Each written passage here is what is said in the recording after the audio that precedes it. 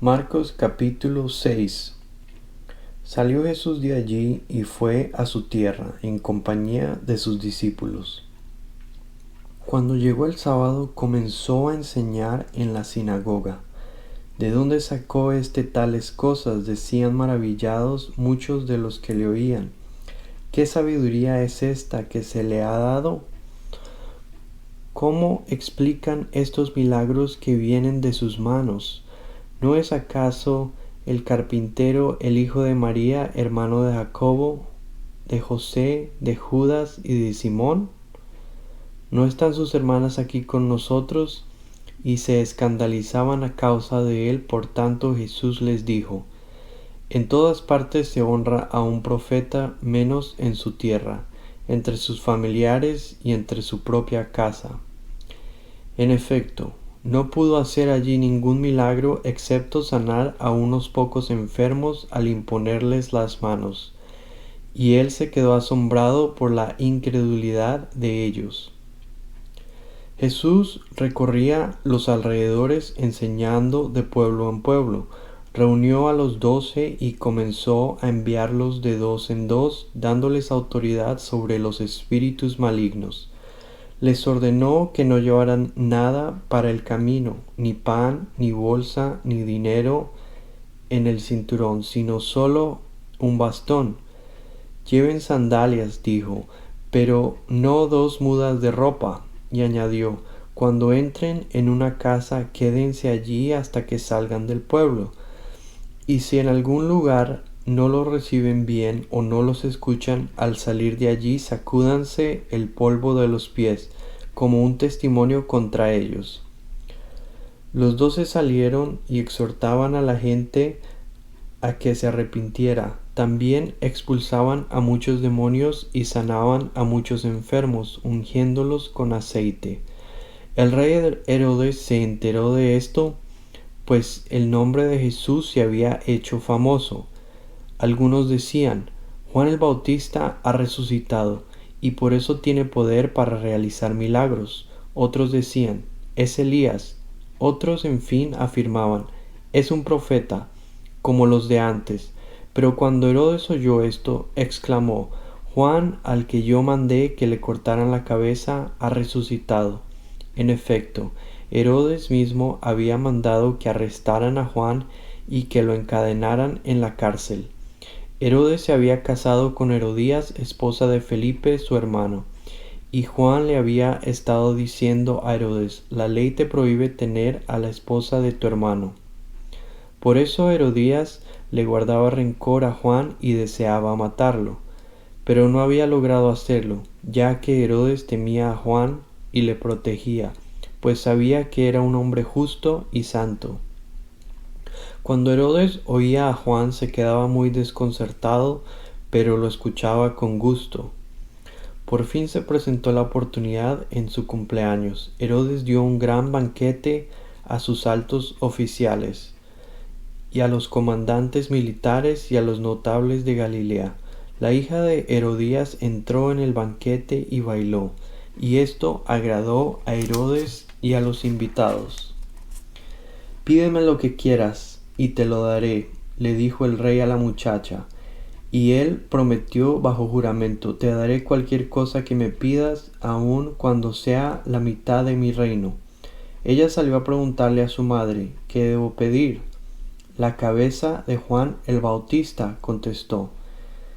Enseguida se fue corriendo la muchacha a presentarle al rey su petición: quiero que ahora mismo me des en una bandeja la cabeza de Juan el Bautista. El rey se quedó angustiado, pero a causa de sus juramentos y en atención a los invitados no quiso desairarla. Así que enseguida envió a un verdugo con la orden de llevarle la cabeza de Juan. El hombre fue, decapitó a Juan en la cárcel y volvió con la cabeza en una bandeja. Se la entregó a la muchacha y ella se la dio a su madre. Al enterarse de esto, los discípulos de Juan fueron a recoger el cuerpo y le dieron sepultura. Los apóstoles se reunieron con Jesús y le contaron lo que habían hecho y enseñado. Y como no tenían tiempo ni para comer, pues era tanta la gente que iba y venía, Jesús les dijo: Vengan conmigo ustedes solos a un lugar tranquilo y descansen un poco.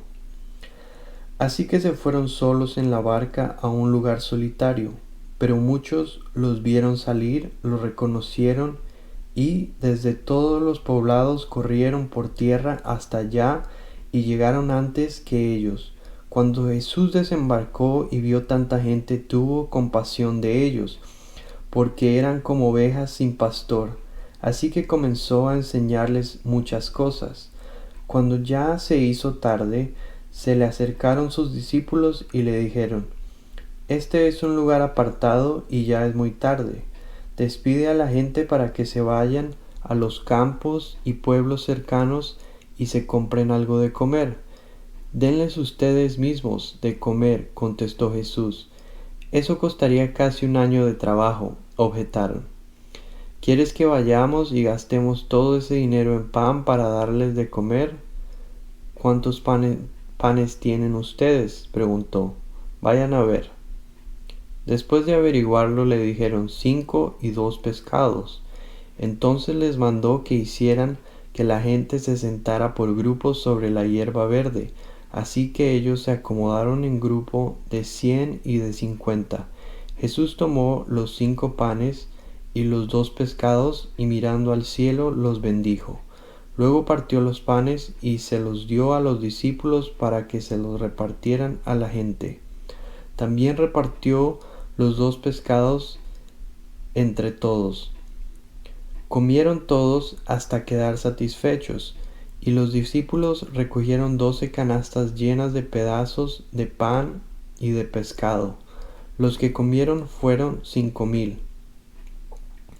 Enseguida Jesús hizo que sus discípulos subieran a la barca y se le adelantaran al otro lado de Betsaida, mientras él despedía a la multitud. Cuando se despidió, fue a la montaña para orar. Al anochecer la barca se hallaba en medio del lago y Jesús estaba en tierra solo. En la madrugada vio que los discípulos hacían grandes esfuerzos para remar, pues tenían el viento en contra. Se acercó a ellos caminando sobre el lago e iba a pasarlos de largo. Los discípulos, al verlo caminar sobre el agua, creyeron que era un fantasma y se pusieron a gritar, llenos de miedo por lo que veían. Pero él habló enseguida con ellos y les dijo: Cálmense, soy yo, no tengan miedo. Subió entonces a la barca con ellos y el viento se calmó. Estaban sumamente asombrados porque tenían la mente embotada y no habían comprendido lo de los panes. Después de cruzar el lago, llegaron a la tierra de Genesaret y atracaron allí. Al bajar ellos de la barca, la gente enseguida reconoció a Jesús. Le siguieron por toda aquella región y a donde oían que él estaba, le llevaban en camillas a los que tenían enfermedades. Y dondequiera que iba, en pueblos, ciudades o caseríos, colocaban a los enfermos en las plazas. Le suplicaban que les permitiera tocar siquiera el borde de su manto, y quienes lo tocaban quedaban sanos.